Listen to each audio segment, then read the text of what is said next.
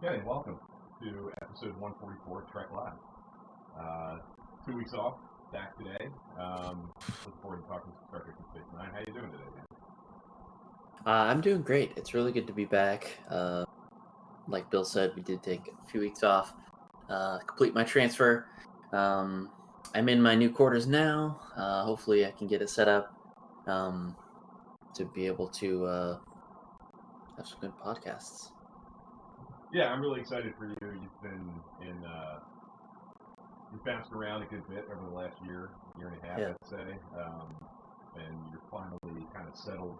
You have your own space, your own little office, which I think will make it a lot easier for you. And by extension, a lot easier for us to maybe do some things that we've wanted to do. Yeah. We've had a long run of no Trek After Darks. Yeah. That I That think has to end. yes, we are very Yeah. eager to Yeah. bring that back. We haven't done one since I think early in the summer. Yeah. But now that you're settled and you have your own space, and hopefully life is kind of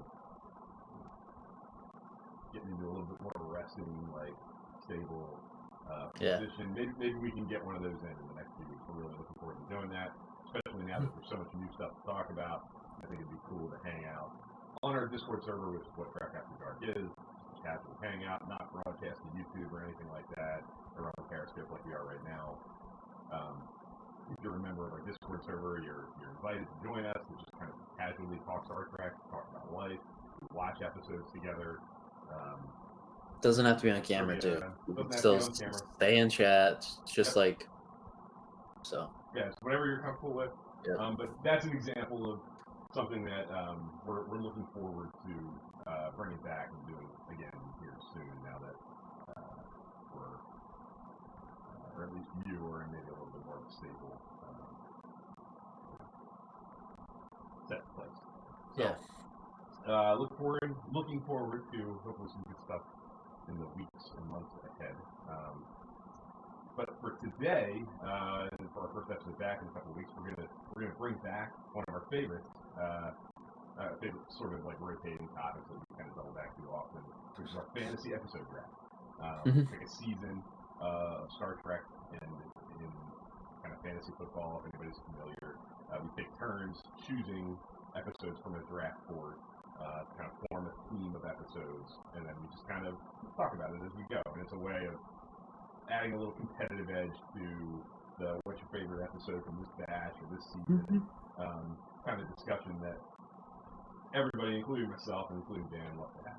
So we're going to do that today for DS9 Season 1. That's the most recent season you've finished. And it crosses Deep Space Nine off our list of shows to try this with. We've done TOS, we've done TNG, we've done Voyager. We haven't done Enterprise yet, so I think that's probably going to be next. We're going to see some Enterprise at some point, maybe next month. So looking forward to that too. What about we usually start with a rewatch recap. I know you've had a crazy couple of weeks, obviously, transferring. I don't believe I've watched any Deep Space Nine. I've just been watching Lower Decks and Discovery. So if you want to see coverage of that, definitely go check out Setting. But I think Bill is, as of yesterday, I mean, he was just an example of what we use the Discord server for. Is there is a watch log, so you can post what you're watching, and we can kind of talk about it too. So that's one thing that I'll mention as well. Yeah, our Discord server, we share what we're watching. We talk about episodes that we're watching currently. We have a channel where we watch logs, we call it. So I usually will throw, down the wrong button. Yeah. So I usually will share like a little screenshot of the title card of whatever episode I'm watching. And sometimes we get little discussions about episodes or seasons, whatever we're happening beyond at that moment. So if you're interested, while we wait for Dan to come back, if you're interested in joining the Discord server, you can send me a direct message on Twitter at TrekFan4387, and I'd be happy to get you an invitation. And like I said, that'll get you kind of automatically invited to our Trek After Dark hangouts once we finally bring back from the dead, and it'll connect you with positive Star Trek fans who are fun to hang around. I usually like to say that it's not overwhelming. I've been to Discord servers. I've tried the whole Discord server shopping thing, and sometimes you find servers that look really cool but are really busy and really kind of intimidating to get involved with. Ours is kind of intimate and small. It's a good group, but it's not overwhelming. It's easy to get to know the people, and you're not going to miss a whole slew of conversations if you don't take a look at it every minute of every day. So, if you're interested, if you're a Discord user and you want to connect with Star Trek fans, like I said, send me a DM on Twitter. TrekFan4387. I can get you stuff. What about the rewatch, though? Oh, what about the rewatch? I finished cruising along.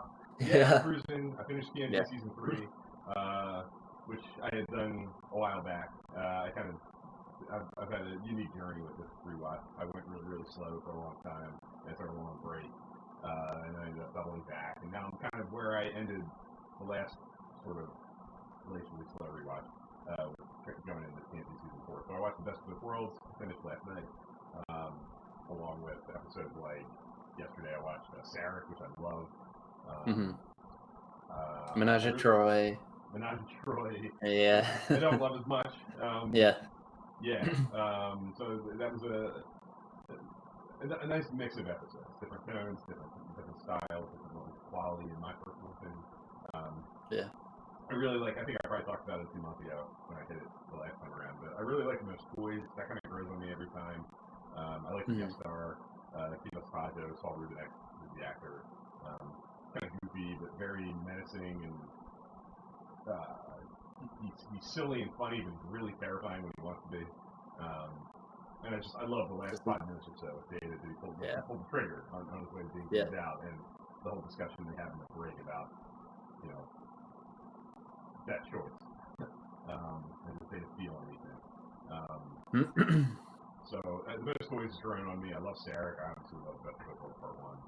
But I'm looking forward to getting into TNG season 4, which I haven't seen in a couple of years now. I've been away from that. We're on the next generation.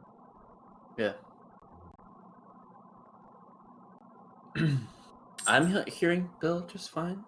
So not sure what's going on there, but I will take a look at that. I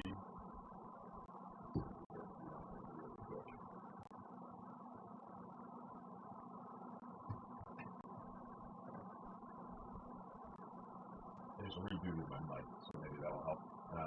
No, I don't hear you. Oh, there we go. Back? Yeah. Okay, cool. For a second there, I couldn't hear you. I got you. Yeah. So hopefully that solves some of our issues. If not, let us know, aka Manuel. I don't know how much we're going to be able to do now that we're streaming. But if anybody else has any issues hearing me, please let me know. But so I think you were about halfway through season 2 of DS9. I'm sure now that you're settling in, you'll slowly but surely make your way back to it. I'm eager to hear. Yeah.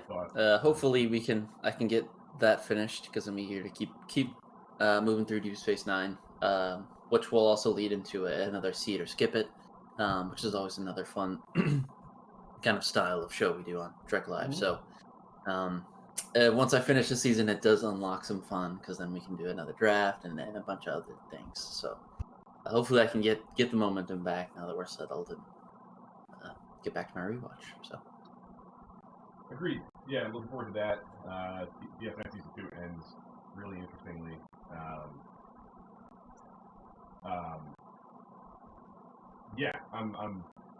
And it starts the sort of serialized path that the show kind of ends up embarking on in season 3 and beyond, like by the time you're done season 2. So I'm very, very eager to hear it as you wrap it up. But let's get into the draft. We're going to go to the draft board now. We're going to transition over to our handy-dandy guide screen, which will appear on the screen momentarily. Now, so we have to choose. One thing we didn't do is pick our order. Is it handy by chance? I do not. I can do the Google route. Yeah, let's do that. If you... We're going to flip a digital coin on Google to see who goes first. But yeah, this is, while Dan gets that ready, just to kind of reiterate, I think these are really fun ways of looking at the seasons. It's not as simple as just kind of naming off the top 5 list. We have to kind of anticipate what each other might do. And I think this is a unique season in that, at least compared to what we've done, are really kind of, at least by reputation, really strong seasons full of really, really great episodes. And there are certainly really good episodes here in season 1 of DS9. But I think it's a little bit more of a mixed bag. I think you get through the true, like, undisputed classics a little more quickly this go around with this season, and then we're into a little bit deeper pile of kind of, it depends on who you ask, how people feel about some of these episodes. Yeah. We did recently somewhat, I have an idea of episodes that I think Dan really liked, and some episodes that I know Dan did not like, but you know, how they stack, I have no idea. So it's going to be interesting to try to go back and forth and anticipate what each other might do. Yeah. Looks like we're ready to flip a coin. Oh, go ahead. Yeah. Sorry, man. Go ahead. You can just call it. But I think that at least this season there are some cited classics, but yeah, I think there's more middle of the road stuff. So I think this is going to be really fun. Yep. Eager for a while to do one of these for a season that isn't one of the greats. Like that's full of yeah. To kind of get into the middle of the pack, which is where I think it's the most interesting to do this. I think that's where it reveals our preferences most. I think it gets to more interesting territory where it reveals like what kinds of episodes we each prefer more quickly. So we're going to go 7 rounds. So 14 episodes of the 19 will go. Emissary is 2 episodes, but we're counting it as 1. Which is why it counts as 20. It is 20 episodes if you count Emissary twice. But if you pick Emissary, you're going to both halves of it. So there will be a handful that are left over at the end, which we'll talk about as well as sort of the undrafted free agent of the batch and why they maybe didn't get that. So I'll call Tails for cool. coin toss, and that'll help. It is Tails. It is Tails. Yes. Okay. Yes. I don't know if it showed it, but I did flip it. What's that? Sorry. I don't know if it did show what it flipping, but I did flip to. I think I'm losing my.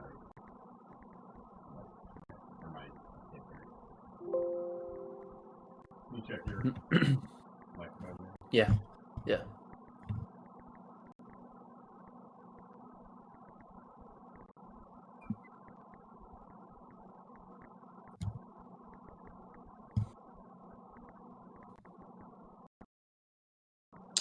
Should be all good.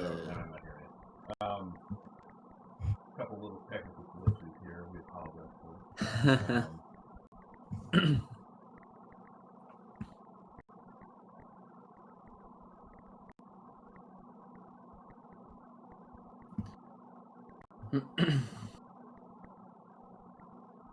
Galber says May gets get it. We'll see.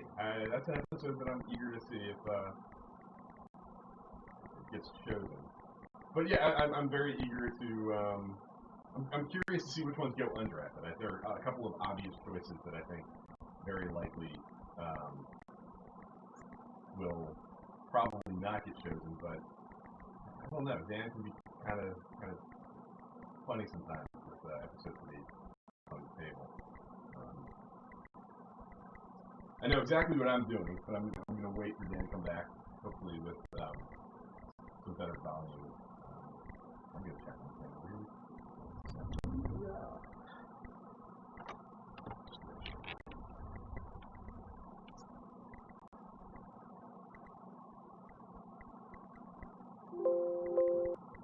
My headphones are So anybody in the chat, I'm curious to hear while we get ready to start this whole thing. Can you hear me? Yes, loud and clear. Cool. There we go. Okay. So obviously in the chat, there are a couple people I've seen kind of come and go.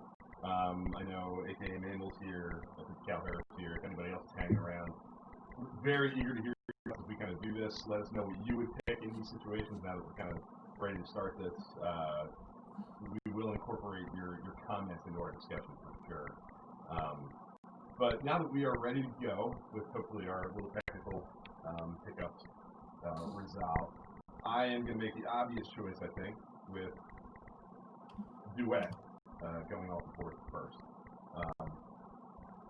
Duet is pretty notably routinely cited as one of Deep Space Nine's best, and maybe even one of Star Trek's best. Really heavy themes that are really also integral to the identity of Deep Space Nine, getting really into the nitty-gritty of the Bajoran occupation, the Cardassian occupation of Bajor, and Kira's feelings about it, and her history with it, and the sort of demon she needs to tackle to be able to move on and move forward in life. Great guest performance. Great. Harry Really Dolan as Maritza. Really twisty turning too. I always find that if you walk away from that episode for a long time and you don't have the twists and turns kind of programmed into your mind, it'll have you guessing. I was guessing. Yeah, when I came around, I was guessing. I didn't know what was going on, and there is some great mystery to it. But I love that this episode really plays on the premise of the show at the end of the first season. Like we don't forget what happened. They're still working through this. I love it. Great pick. Yeah. I mean, there are some great episodes in season 1 that I think I'm pretty sure are going to go pretty quickly here. But this is one of those seasons that I think that first one is a pretty. Is that what you have done if you had the first pick, or would you have done something else? No, that's what I would have done. Okay. Yeah. I think if you put 10 people in a room to do this, and you give whoever you give that first round pick, the first overall pick to, I think it's usually going to go Duet. Yeah. For this season, or some seasons it's harder to do that. You might get different answers for some of these seasons for what we go first. Yeah. So this is like the Andrew Luck kind of situation. It's like a no-brainer. Number 1 pick. Maybe Trevor Lawrence coming up pretty soon. Yeah. We're talking NFL. What about you, Dan? What's your first round pick? For my first round pick, I'm going to go with the first and second. That's why the draft board maybe looks a little bit funny at the first couple. So I'm going to go Emissary Part 1 and 2. I would probably cite this as probably the second best episode of the season. It might be my favorite pilot. I know it's my favorite pilot, I think. Maybe close. I think maybe Caretaker might be close, but Emissary is just such a great, big, grand episode that I think kicks off this series the best it could have. So I'm going with Emissary. Yeah, Emissary didn't used to be my favorite pilot, but I think it is now. I think over the years I've grown to really appreciate the laser focus. I mean, it does a really nice job of establishing the cast and the story and everything, but it's sort of laser focused on Sisko and his journey getting there is really interesting, and I think it does a great job of establishing his character specifically, filling us in with so much background and using the Star Trek history and continuity to help build this character the way they integrate obviously the best of both worlds and Wolf 359, and that's part of it. His unusual relationship with Picard and how he sees Picard and how Starfleet is really put you in an uncomfortable position.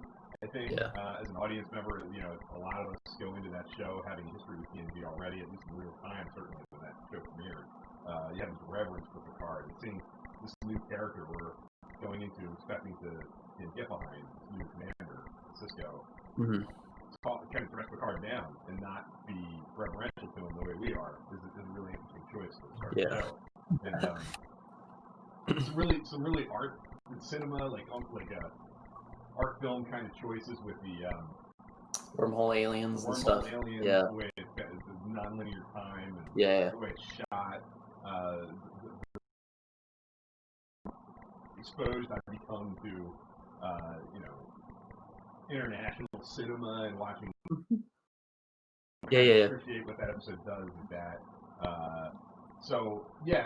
Emissary would have been my second choice. I think if our picks had been flipped, you were going first, I would go second. The first round would have played out the same way. Okay, cool. I was like, I would go Emissary. So cool. this is where we've gone no matter what. Yeah, so Physical Herb says good points about how the show is complicated and complicated characters. You can address racism and prejudice. Absolutely, Space Nine I think is uniquely situated because of its, establishing storyline of Bajoran occupation and kind of sit there and live with these characters who are kind of battling these issues. Uniquely suited to kind of put those things at the forefront and leave them there instead of the week kind of issue of the week kind of show. Yeah. For me, to start round two, I'm going to go with In the Hands of the Prophets, the season finale. Okay. I enjoy the way, kind of, you were talking about Duet when we talked about that, the way that it really puts a button on the season. I think it's a strong season finale because of the way that it puts a button on a lot of these stories with the Bajorans and the Cardassians, and more specifically in this episode, the way Starfleet is expected to live with the Bajorans at the station. Yeah. Keiko O'Brien starts school, and the way that the school is teaching about the wormhole becomes a hot button issue with the Bajorans who look at the wormhole, and the beings who reside in the wormhole they view that very differently than say Starfleet does, or maybe a different alien culture might view that phenomenon. So it certainly explores science and faith in a unique way that's uniquely suited to Deep Space Nine. That those are issues that Star Trek has tackled before in other episodes and other shows. I think almost each show kind of has its own way of exploring that in different episodes, like Distant Origin and Voyager kind of tackles some of that stuff as well. But this is very at home in Deep Space Nine, and could only be done on Deep Space Nine, the way that it explores it, and introduces characters like Kai Wynn and Bennett Ryle, things that pay off later and linger throughout the show. Again, kind of establishing that this show is going to tell its stories a little differently. There's going to be serialized elements, things that stick around, and they're not, one-off guest stars. People can pop back up at any time and influence the story moving forward.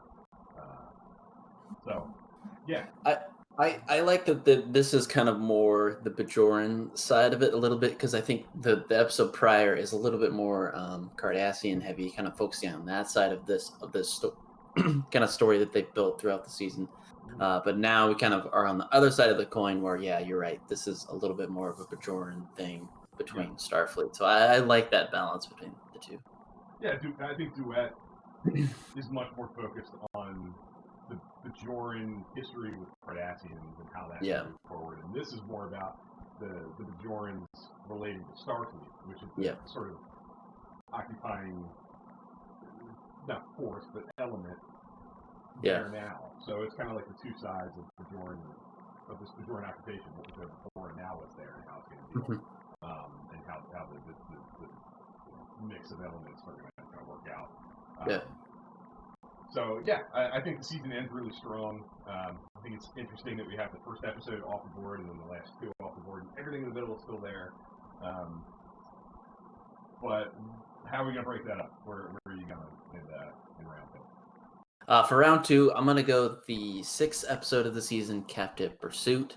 I think I could maybe have let this slide a little bit more, but I really like this episode. I think coming through my second rewatch, it really stood out to me as one that surprised me that how much I liked. I liked that typical Star Trek kind of it flips your perspective on a what you think of as a runaway, as a it plays with your perspective. So I really liked it, and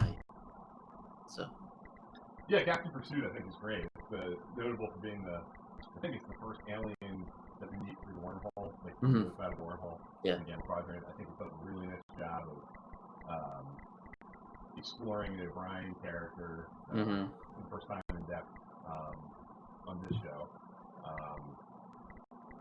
When I think of this episode, the first thing that always comes to mind is Odo and Cisco and Ops as O'Brien's kind of doing his take your time, it's just like exactly. I love and then at the end where he gets dressed down, and then he says, "One thing I don't get, sir," and then there's this like really playful like, yeah, it's got some good stuff in it for sure. Yeah, I think Captive Pursuit is an episode that is really important when it comes to establishing that Deep Space Nine is going to be a little different than TNG. Like these characters Yes. aren't going to make the same decisions No. Yes. as Picard would make.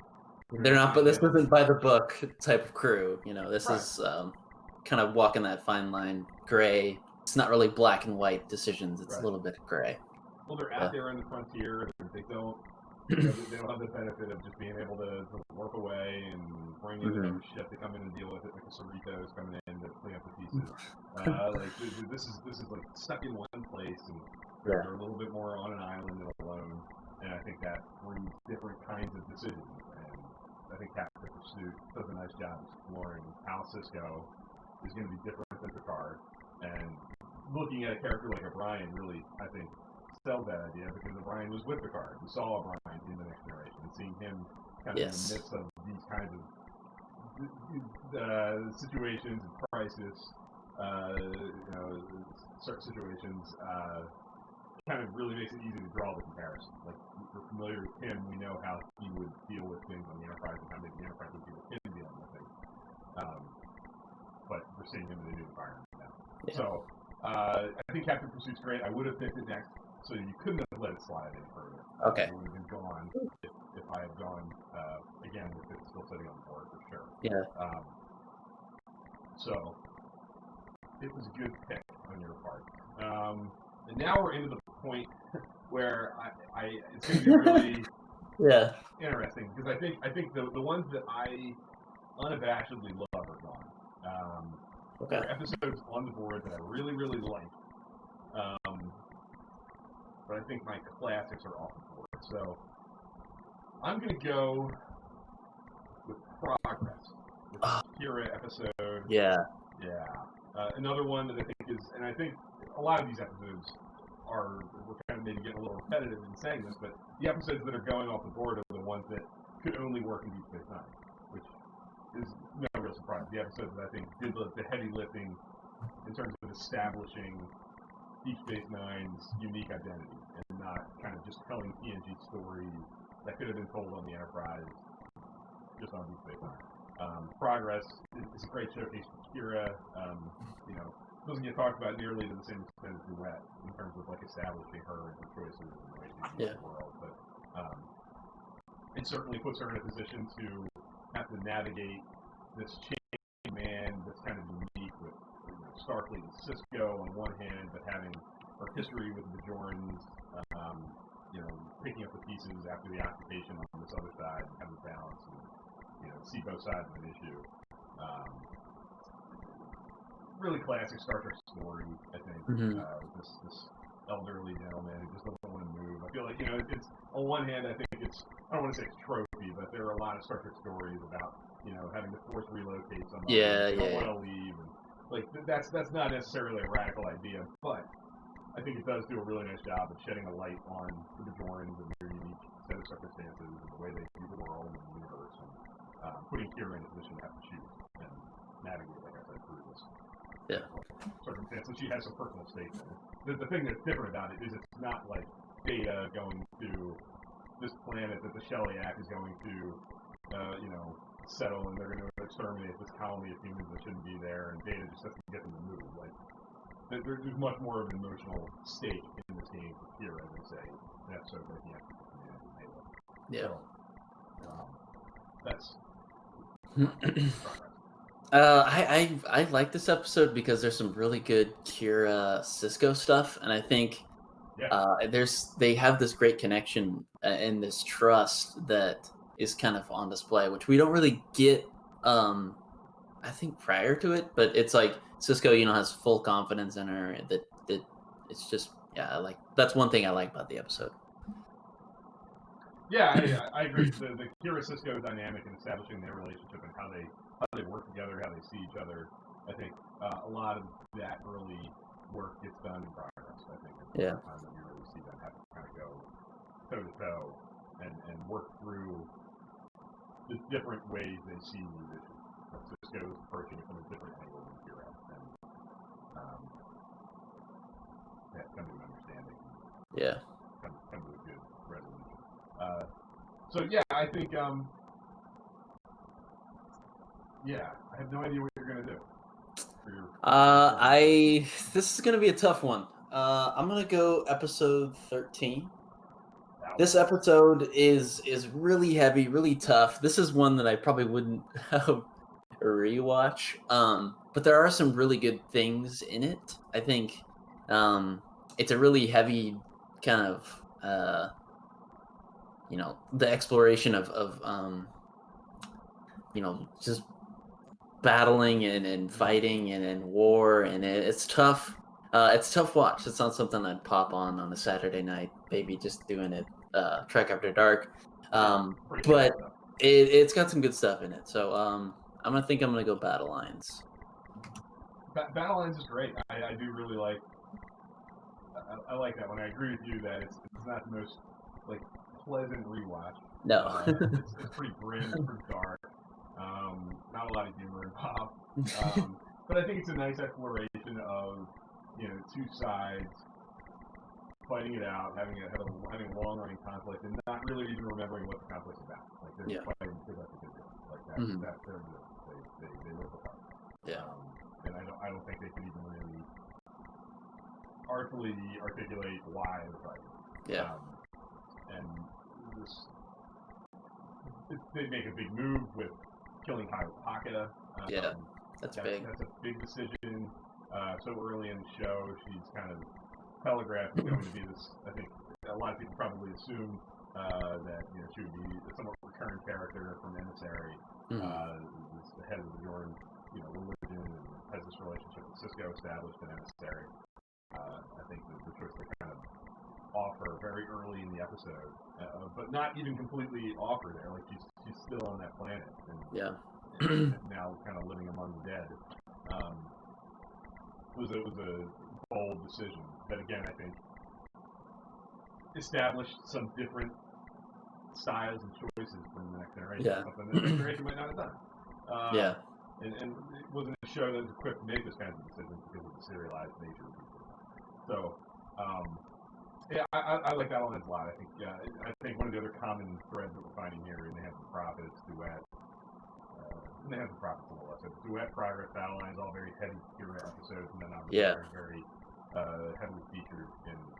But I think tonally a little bit different from the TNG episodes. Yes, definitely. Yeah, we're definitely gravitating to episodes that are core to Deep Space Nine's identity, and like I said, episodes that would work on the Next Generation kind of just as easily. So I'm up again, round 4. This is gonna get tough. Very difficult. I think I'm gonna go with an episode that Cal Herb mentioned earlier. I'm gonna go with the Nagus. Okay. The first real hardcore Ferengi story. Ferengi episodes are not typically my favorites. I don't always gravitate to them. Especially as the show goes on. In the later seasons. But the Nagus has some dramatic heft to it.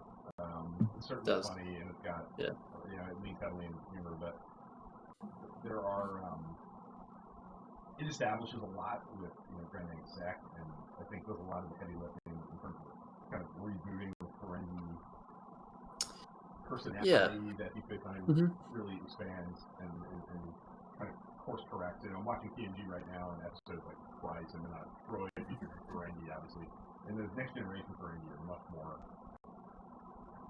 They have similar traits to what we see later. They're greedy and they're all that profit. And, making decisions that are. They're not one-sided though. Right. Yeah. Kind of like we see in TNG, at least in my opinion. They're more interesting in Deep Space Nine. I think they find more texture to explore with these characters, and we get to explore the government and kind of people that are running that society. And I think it does a nice job putting Quark in an uncomfortable position and allowing us to get comfortable with his character a little bit more and explore his mentality and things you like. Mhm. So yeah, I'll go with Niggas. It's not my favorite. I'm not like in love with it, but I think it's a solid outing, and especially in that middle run there. I'm looking at episodes kind of surrounding it. I think it stands out as at least a unique animal, and again, more in line with like this is a uniquely Deep Space Nine kind of episode. Mm-hmm. What do you think of the Niggas? I don't remember. Did you see it or skip it? I don't remember. I'd have to check.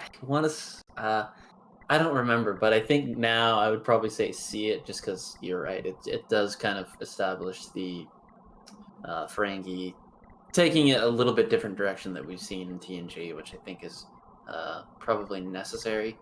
Some of the humor and stuff doesn't really land for me, but I definitely like that it's establishing the kind of Ferengi change that we see. Establishes Ron a little bit more too, like some of the background characters that we're going to deal with over the course of the show. Get a little bit of further exploration there. It definitely, I think there's some Godfather lifts in it. Like there's some shots that are directly lifted from the Godfather. The meeting of the families. Exactly. I get that. Yeah, definitely. Deep Space Nine is really kind of full of these classic movie references. Stephen Bear, who's like the main guy on Deep Space Nine, is huge. Classic movie lover, and if you're into that kind of thing, you can kind of chart the show through these different references. Mm-hmm. The name is definitely reaching for the Godfather. So, AKA Babel, so many good episodes left. I'm surprised how different my picks are from you guys. I'm eager to hear which episodes are on the board that you would be jumping for right now. Yeah. I'd love to hear. What do you think, Dan? This is tough. I'm gonna go with maybe not the best episode. I would probably cite it as a TNG light type of episode. It's such a classic setup. I'm gonna go with the 5th episode of the season, Babel.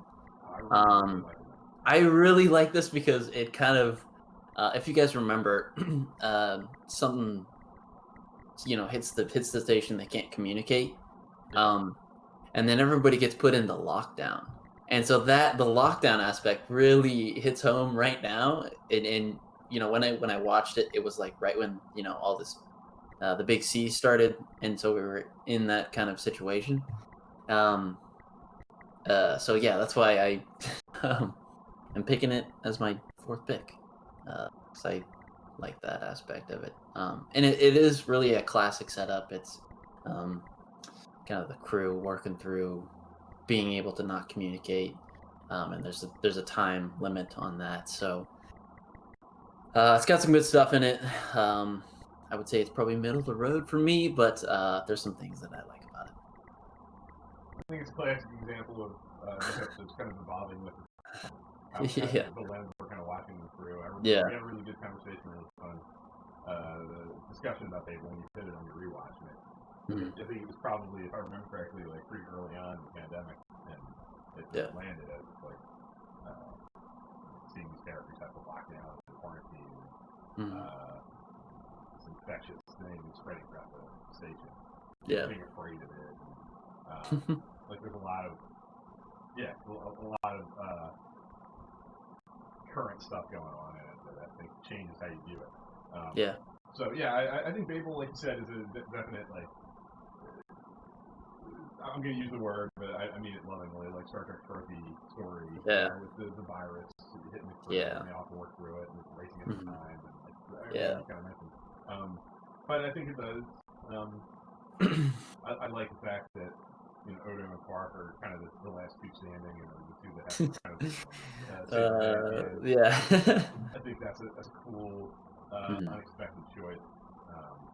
But they have such a good dynamic, from the start. I mean, this is the 5th episode of the season, and they just have a great kind of banter that's already established. Agreed. So, good choice. For me, I know Fitzgerald Herb suggested Dax. I don't think I'm going to go that way. A.K. Mammal said Babel made her list. Just I'm going to go with. I'm going to go with Vortex. Okay. Is it? Yeah, I guess the first kind of Eddie Odo story. Yeah. Delves heavily into his background and questions surrounding where he comes from, his curiosity about his own history and origin. I mean, A Man Alone is probably one of the first ones but it's not really it's not really his backstory per se. Yeah. Vortex is focused on his backstory. Yeah, Man Alone certainly raises questions about his place in this new dynamic with Starfleet. Does anybody really trust him? Yeah. He's other, he's different. Yeah. Anybody, he's different. He's not a Joran. He's not Starfleet. So no, he's kind of a man alone. He doesn't belong in either group really. Yeah. But Vortex is really looking at like where does this guy come from? Yeah. He doesn't know. He's kind of driving force, trying to figure out his place in the universe and who he is. Yeah. And I think it kind of gets eclipsed because there's so much stuff that comes not too far into the future, seasons 2 and 3 really, that really dive heavier into his backstory that I think makes Vortex seem kind of quaint and insignificant. Because they answer that question fairly soon at the beginning of season 3. But I think it's a nice showcase for Rene Auberjonois. He's really strong in it. Kind of tragic character. Imagine just like not knowing anything about your own origin. Like, you don't even know what you are or where you come from. You're just this, being that has no home and has nobody like you. You're truly a man alone. I think he embodies that really well, and Vortex, I think, puts him in a position to have to confront a lot of those feelings in a more effective way than Man Alone does. A lot of asking questions and exploring his backstory. So yeah. It's not a favorite. It's not a great episode. It's kind of middle of the road. But given what's left, I feel like that's what I would watch next. I think from that time. What do you think? Any recollection? Any strong feelings about Vortex at all? I mean, it's definitely a middle of the road episode. I think it's necessary though to kind of establish this really vague backstory that we get from Odo early in the season. I kind of like that he's a mystery. I think that it's only inevitable that we explore his kind of backstory and stuff. But I like that he is kind of mysterious a little bit. Definitely early in the season, but it's nice to kind of finally explore his kind of backstory and stuff. So yeah. Mm-hmm. Agreed. What do I do? Round 5. I think I'm gonna go with episode 14. The Storyteller. Yes. Interesting. I like this episode for the rocky start. Probably say that about this episode. Of the ever quoted bromance between. I think it's kind of fun and silly to see these two people who don't really like each other kind of work through this thing. And I'm kind of playing the board for maybe another draft so that I can plug this episode in with another episode to see the progression. Yeah, so I'm going to Storyteller. It's probably maybe on the lower end of the spectrum as far as episode quality, but I think I wanted to pick it for the building blocks. Yeah. Yeah, I mean, there's some definite. I think we talked about this in either See It, Skip It, or along our rewatch recap. Ongoing conversation. That the Storyteller is one of those episodes that I think it must have been in See It, Skip It, because if you skip it on that beginnings of that relationship, I think on the merits, I don't particularly care for the episode, the story itself. I never had. It's never been a favorite, but I do think one of the things you kind of cost yourself with that curated watch, if that's what you want to do, like whittle down just the essential episodes. Is the Storyteller essential because it does kick off that kind of relationship? Mm-hmm. You can live without it, but I think it makes it less interesting on the character relationship side of it. Yeah. So it's an interesting one that Deep Space Nine, I think, because of its serialized nature, it kind of presents you with these choices sometimes with the value of an episode that might not otherwise be particularly strong, but is embodied with some character interactions that become meaningful down the road or pay off later. So yeah, I probably wouldn't have picked it, but I totally see the logic of it because it does. Unlike a lot of these episodes that are left, I think there are things in its DNA that become more important down the road, and it would be a shame not to have that in your head watching the show. I think that's the JV's relationship. There's also really good. If I remember correctly, isn't that the episode? I think there's some really good Jake and Nog stuff in that episode. There is. Too. Yeah, the B plot is actually not as really bad. Fun. The A plot. There's some good stuff there too. Yeah. People, I think, focus on the ridiculousness and over the top, maybe overacting of the A plot, but I think there's some good B plots. I mean, some decent. Yeah. Vince Herb says you went bold again. Yeah. Love the choice. Game Mabel says that the Storyteller is on their list. Perfect. Sharon O'Brien. Yeah. So, I think great minds think alike. Perfectly, absolutely. Yeah. For my next one, I think I'm going to go with, this is round 6, so we each have 2 more. And we're getting into the, I'm going to go with Past Prologue.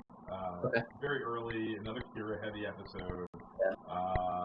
I'm kind of drawn to it because of the stuff we were talking about earlier with could only be done with Deep Space Nine, really exploring the uniquely Deep Space Nine elements of the show, the Bajoran Cardassian history, the occupation, where the Bajorans are as a society. Certainly exploring this idea about even Kira. Kira is not as extreme as the name not coming directly to mind, but this Bajoran freedom fighter or terrorist, depending on your perspective, which side of the battle line you're on. But even Kira, depending on who you ask, what is she? Is she a freedom fighter? Is she a terrorist? Is she somewhere in between? I like that the show poses those kinds of difficult questions about characters that we are going to grow to know and love. Past Prologue, I think, I don't think it's remarkably great as an episode of its own merits, but I think it does, again, kind of like the Storyteller, throw down some breadcrumbs about Kira and establishes some of the directions we're going to go in down the road. So I would hate to lose it. So I feel good about choosing it among what's left, out of the group of what's left on because I think it's sort of integral nature to Deep Space Nine's early DNA establishing that show. Do you remember what you did with that prologue? Did you ever having strong feelings either way, kind of in the middle of the road? I think kind of the middle of the road. I don't remember what I did with see it or skip it. I'm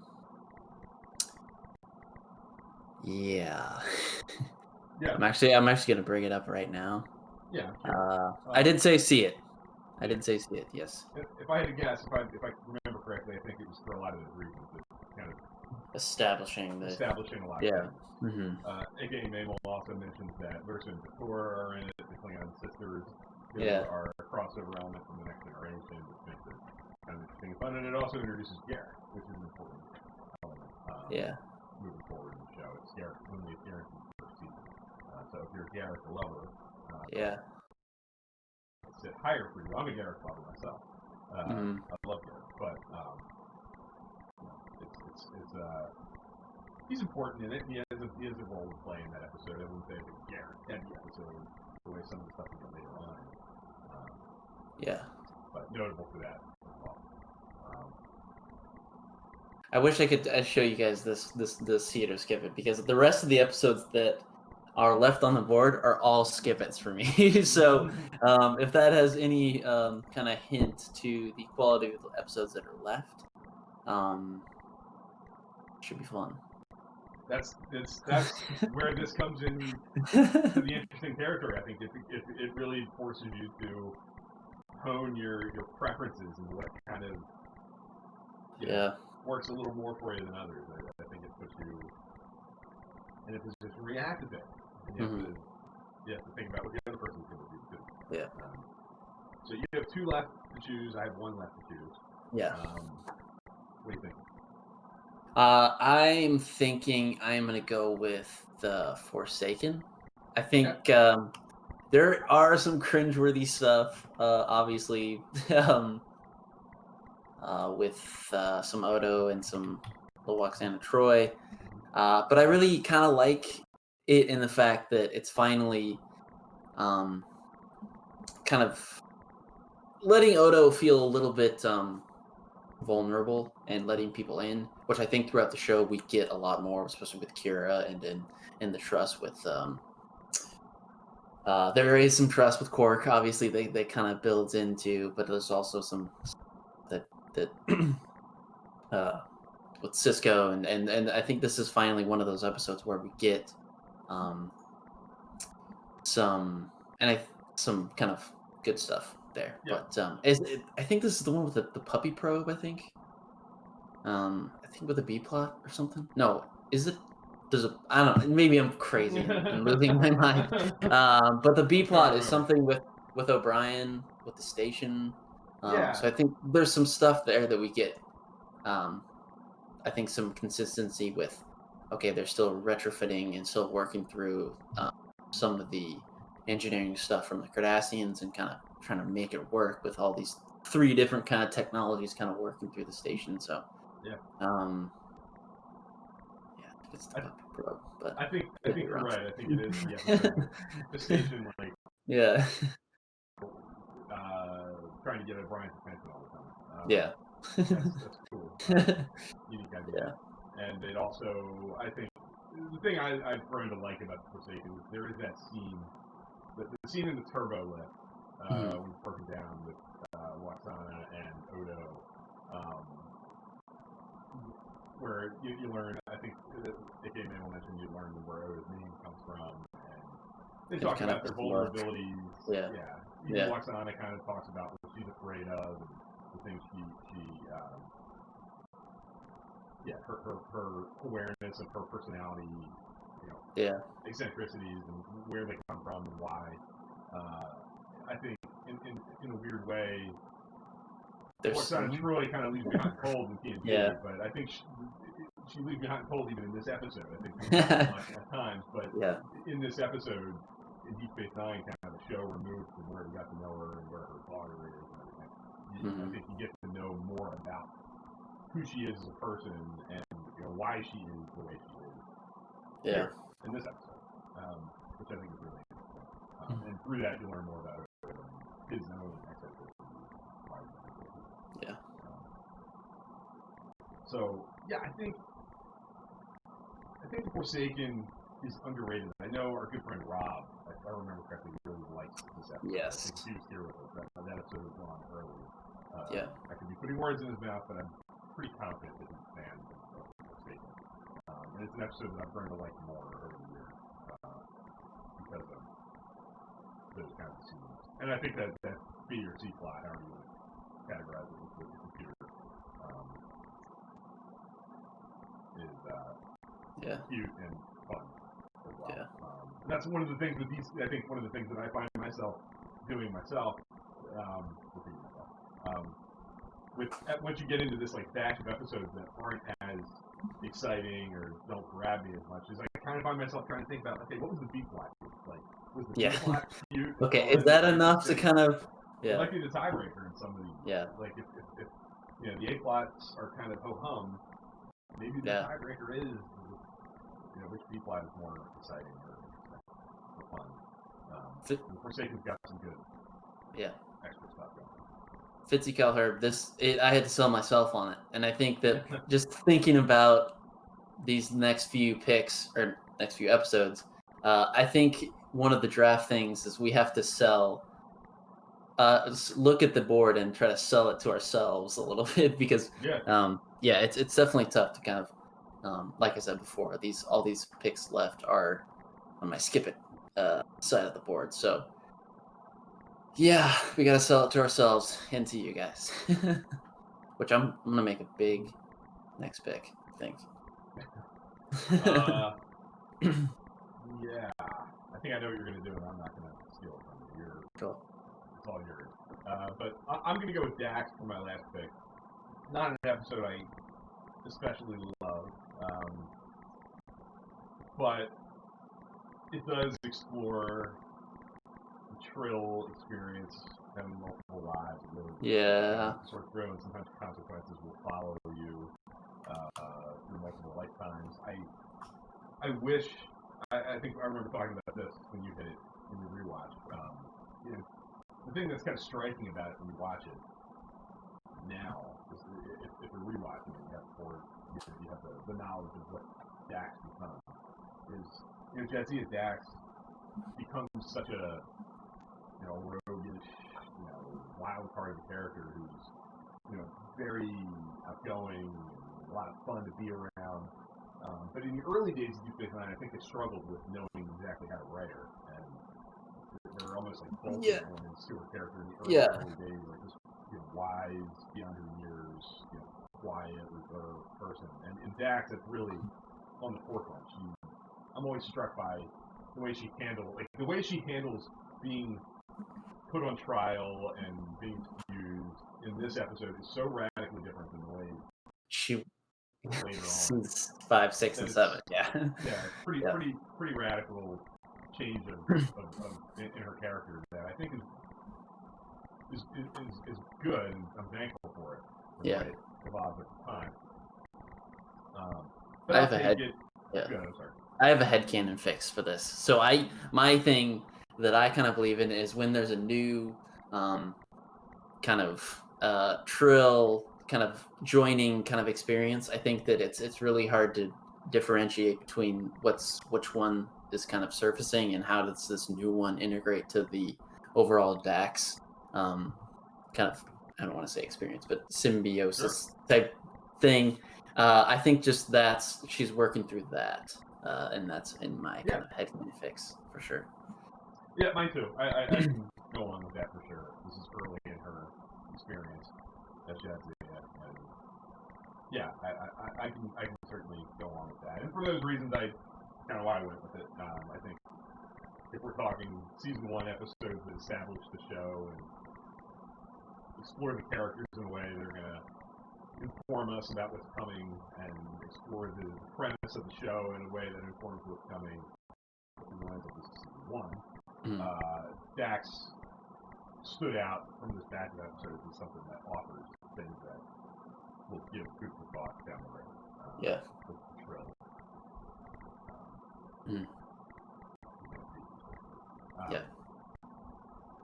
So I think I know what you're going to do for this last pick for our Mr. Irrelevant. All right. So for my last pick, I'm going episode 10, Move Along Home. Okay, let's see if I can spin this to where you guys think like, okay, I can see it. Let's try to sell. This episode to me isn't as bad as people think. I tried to, when I came through this, I knew this is probably cited as the worst episode.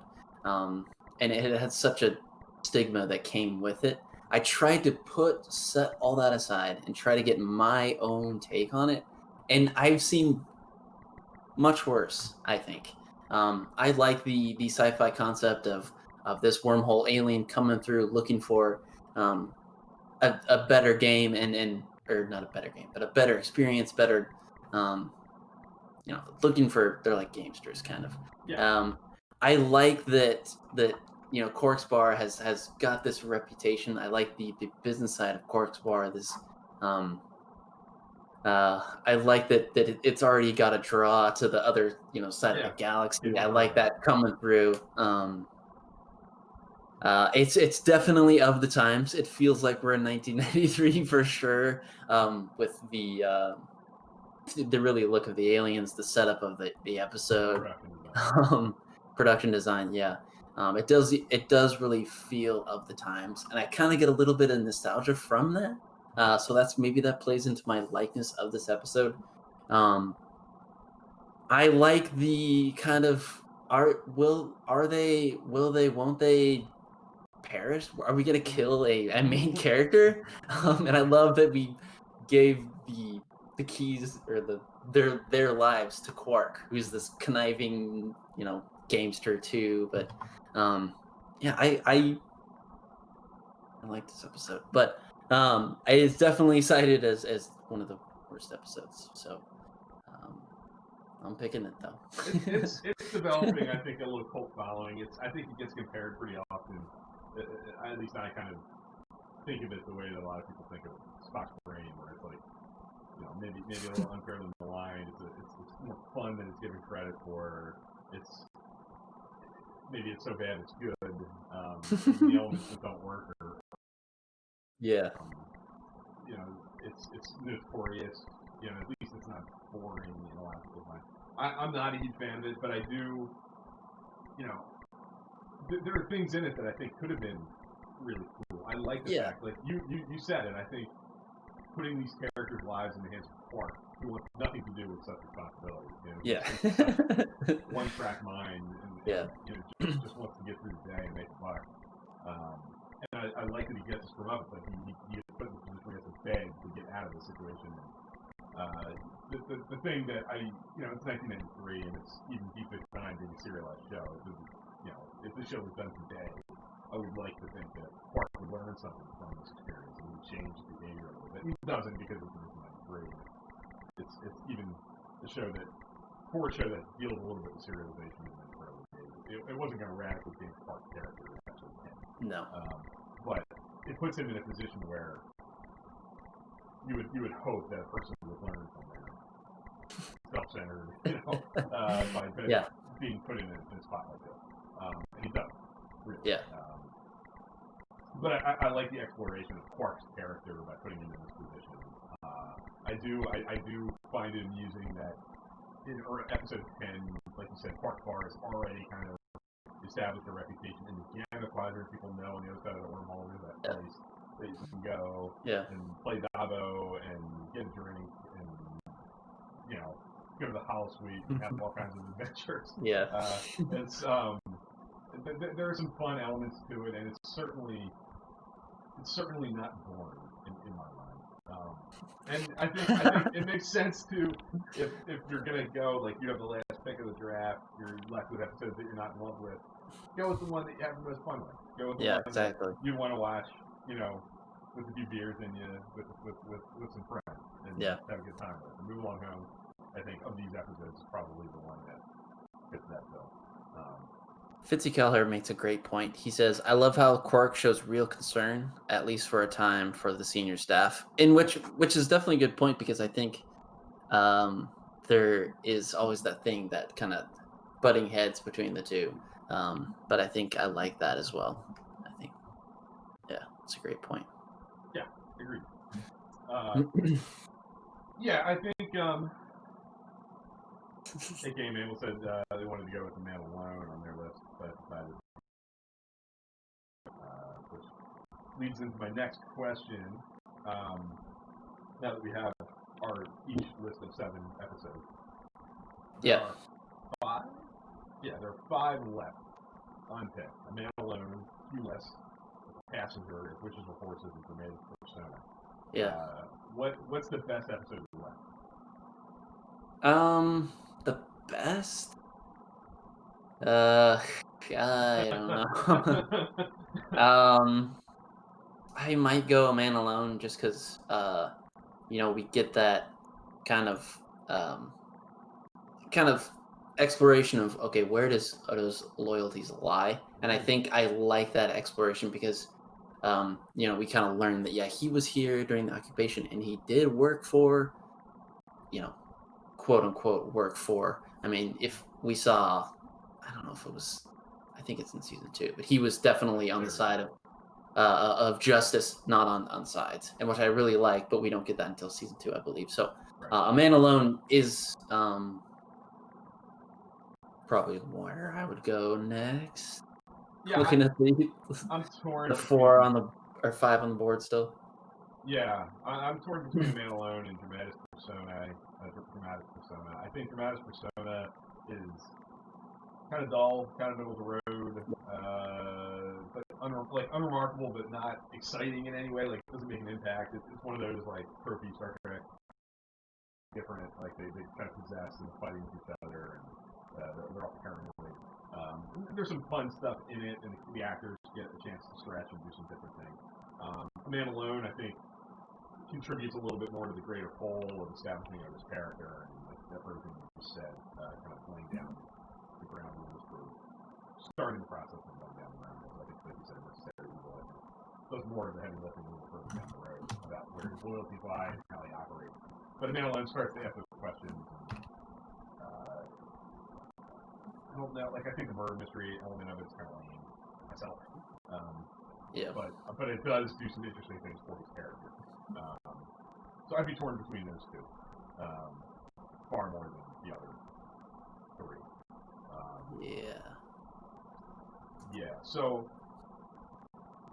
to sum it up, I guess we should just run down our episodes again one more time, just rattle them off. For me, I went Duet first, Lands of the Prophets second, Progress third, Negus fourth, Vortex fifth, for Past Prologue sixth, and then Dax seventh. Yeah, I feel pretty good about it. I feel really good about my top 3. I feel okay about 4 and 5. 6. Dax, I can kind of live with that, but the top end of that, I'm really happy with. Yeah, I think you got a good list. Let's see, mine, if I can remember correctly, I think I went Emissary. I think I went Captive Pursuit. I think I went Battle Lines, then Babel, and then Storyteller, The Forsaken, and Move Along Home. I really feel confident at that top, 3 or 4 maybe.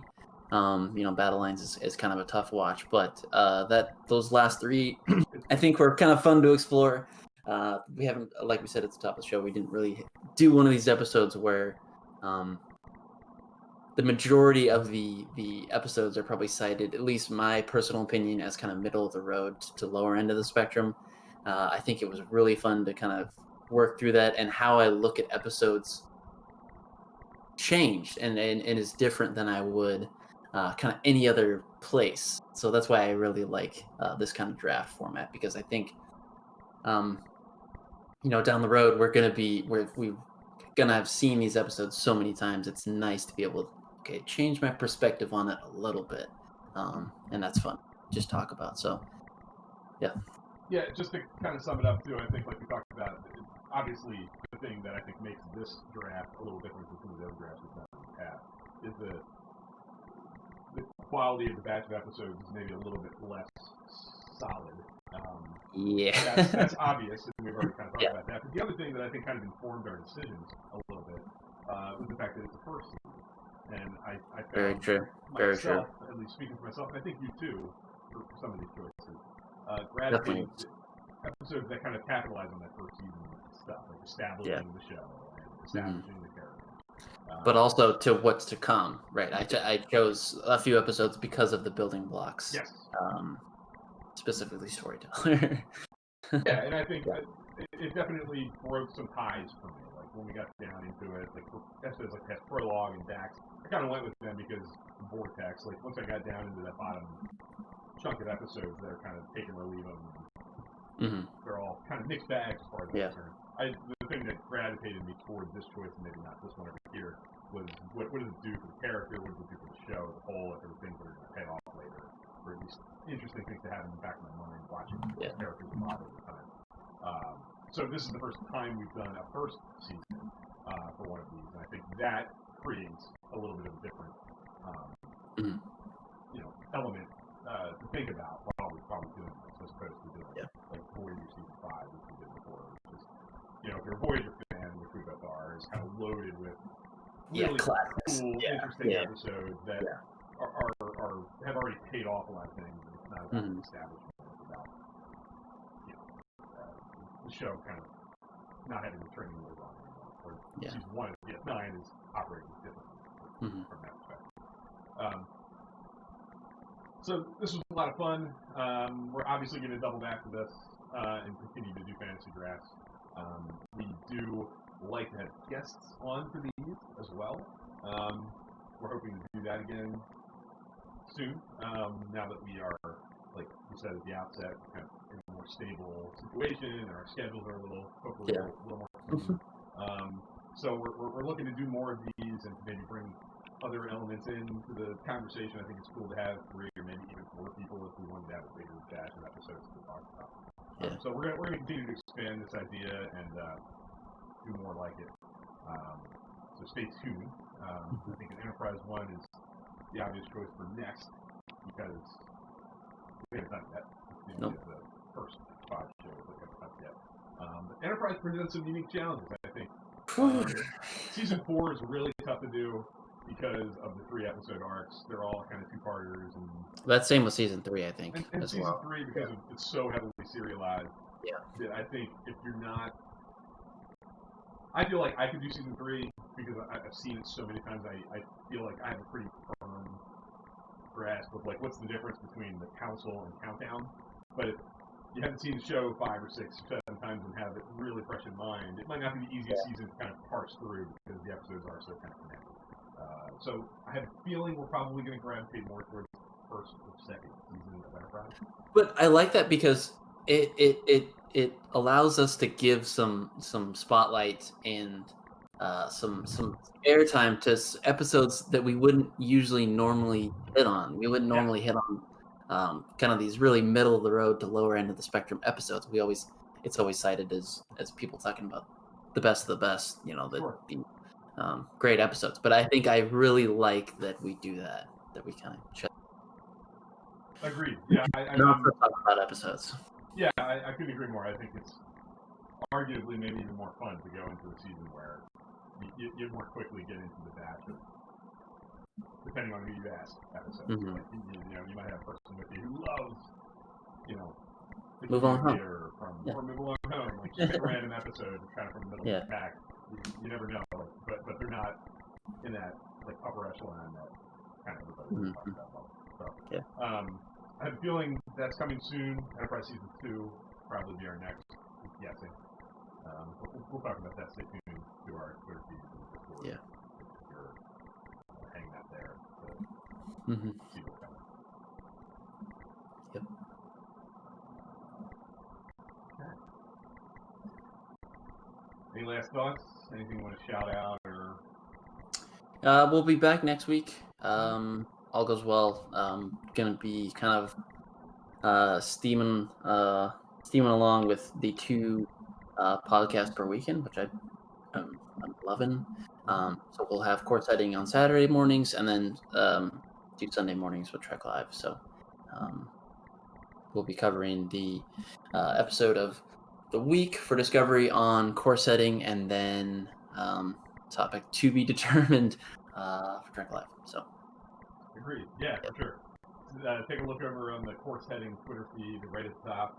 You're going to find our discussion from yesterday because we took a couple of weeks off to allow Dan to get settled in and get moved to a whole different state. Yeah. We yesterday covered the last 2 episodes of Lower Decks and that hopefully be part 1. A lot to cover. Discovery. So we talked about a lot, jam-packed in about an hour. And then come next week, though, we're going to be just 1 episode at a time. Episode 2, I think, Park and Home is called. Saturday at 10 a.m. Eastern Time on the Fourth Heading Twitter feed. Yeah. Find us talking about the Discovery. And you'll find this episode posted onto the Trek Live YouTube page probably on Tuesday, sometime on Tuesday, I would say. So if you missed it on the Periscope live feed, live stream feed on the Twitter platform, you'll get access on YouTube as well in a couple of weeks. Yep.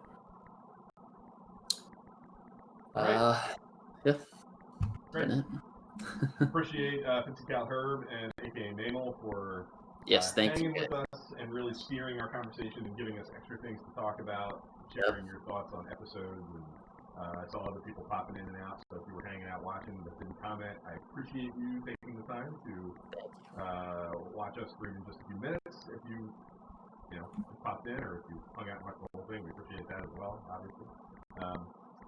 But we will next week.